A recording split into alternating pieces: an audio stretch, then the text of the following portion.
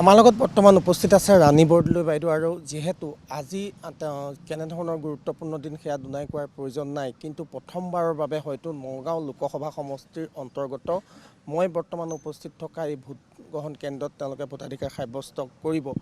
আজিৰ দিনটোত নিশ্চয় উগুল থুগুল লাগি আছে মনটো, কি আশা কৰে? খুব ভাল, মনটো ভাল লাগি আছে।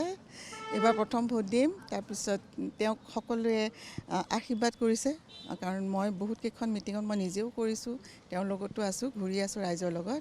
দেখিছোঁ ৰাইজৰ বহুত সঁহাৰি আছে তেওঁৰ প্ৰতি, আৰু তেওঁৰ যেনেকৈ কাম কৰে যোৱা 5 বছৰ যিখিনি কাম কৰিছে, মই ভাবোঁ ৰাইজে তেওঁক বিশ্বাসত লৈছে, কাৰণ এইটো সকলোৱে জানে যে তেওঁ এজন উপযুক্ত সাংসদ হয়। তেওঁ কাম কাজেই হওক বা যিয়েই হওক, মই যোৱা ইমান বছৰ ধৰি তেওঁৰ লগত আছোঁ, কাম কৰাৰ তেওঁৰ পদ্ধতি জানো, কেনেকৈ কাম কৰে। নগাঁও ৰাইজে সকলোৱে বুজি পাইছে, সেইকাৰণে মই ভাবোঁ এইবাৰ তেওঁ যোৱাবাৰতকৈও অধিক সংখ্যক ভোটত তেওঁ এবাৰ বিজয়ী হৈ আহিব। সত্ৰীয়া সংস্কৃতিটোৰ ক্ষেত্ৰত কিন্তু তেওঁ এইবাৰ কিছু গুৰুত্বপূৰ্ণ ভূমিকা লোৱা আমি দেখিবলৈ পালোঁ। গতিকে নগাঁওখন সম্পূৰ্ণ আপোন কৰিব পাৰিছে বুলি আপোনালোকে মনে প্ৰাণে ভাবে চাগে?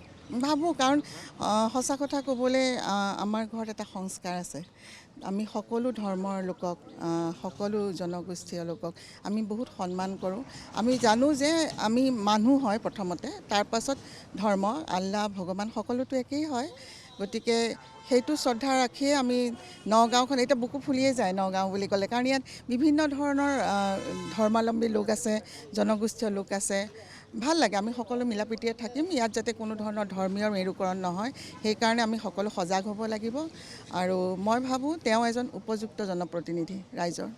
এইবাৰ কোৱা গৈছে যে মহিলাসকলে যথেষ্ট গুৰুত্বপূৰ্ণ ভূমিকা ল'ব নিৰ্বাচনৰ ফলাফলৰ ক্ষেত্ৰতো, বা নিৰ্ণায়ক ভূমিকা লোৱাৰ কথা কোৱা গৈছে। গতিকে এগৰাকী মহিলা হিচাপে আপুনি কি ভাবে গোটেই কথাখিনি? চাওক, মহিলাৰ ওপৰত বহুতখিনি কথা নিৰ্ভৰ কৰে, কাৰণ আমি এখন ঘৰ গঢ়োঁ, আমি এখন ঘৰ বনাওঁ, হয়নে? ঠিক তেনেকৈ আমাৰ অঞ্চলবিলাকতো মহিলাৰ নিশ্চয় ভূমিকা আছে। আৰু মহিলাসকলে, আপোনালোকে নিশ্চয় জানে যে আমাৰ ষষ্ঠ ইন্দ্ৰিয় খুব ষ্ট্ৰং হয়। সেইকাৰণে আমি জানো কোন মানুহক ভোট দিব লাগে, কাক দিব নালাগে।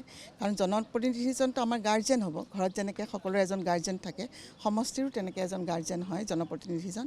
সেইকাৰণে সকলোৱে জানে কাক কেনেকৈ ভোট দিব লাগে। আৰু শেষত জানিব বিচাৰিছোঁ, যিহেতু সমষ্টি পুনৰ বিন্যাস হ'ল, নগাঁৱৰ আন্তঃগাঁথনিটো কিছু সাল সলনি ঘটি নতুনকৈ কোনো বিধানসভা সমষ্টি ইনক্লুড হ'ল বা কিছুমান বাদো পৰিল। গতিকে এই যিটো নতুন জনবিন্যাস, সেই নতুন জনবিন্যাসক লৈ আপোনালোকৰ ধাৰণা কি ধৰণৰ? মইতো প্ৰথমেই কৈছোঁ আপোনাক, আমিতো মানুহ হয়, এনেকৈ ভবা নাই। আমি সকলো যেনেকৈ আছোঁ তেনেকৈ আমি, তাৰ পাছতে আমি কাৰোবাক আল্লাহ কওঁ, কাৰোবাক ভগৱান কওঁ, কিন্তু আমি সকলো মানুহ, যিটো যেনেকৈ চৰকাৰে কৰিছে তেনেকৈ আমি সুখী। সফলতা নিশ্চয় সন্মুখত বুলি আপোনালোকে চাগে ভাবিব? ৰাইজৰ যিটো অভূতপূৰ্ব সঁহাৰি দেখিছোঁ মিটিংবিলাকত, বা তেওঁক যেনেকৈ লগ পাবলৈ আহে, নিশ্চয় ভাবিছোঁ তেনেকৈ তেওঁ সফল হ'ব।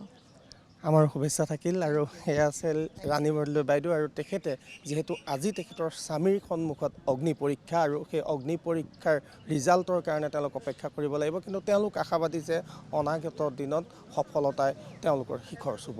এই মুহূৰ্তত কেমেৰা পাৰ্চন পংকজ বৰাৰ সৈতে মই পংকজ প্ৰতিম বৰাই পুনৰ ষ্টুডিঅ'লৈ উভতি গৈছোঁ।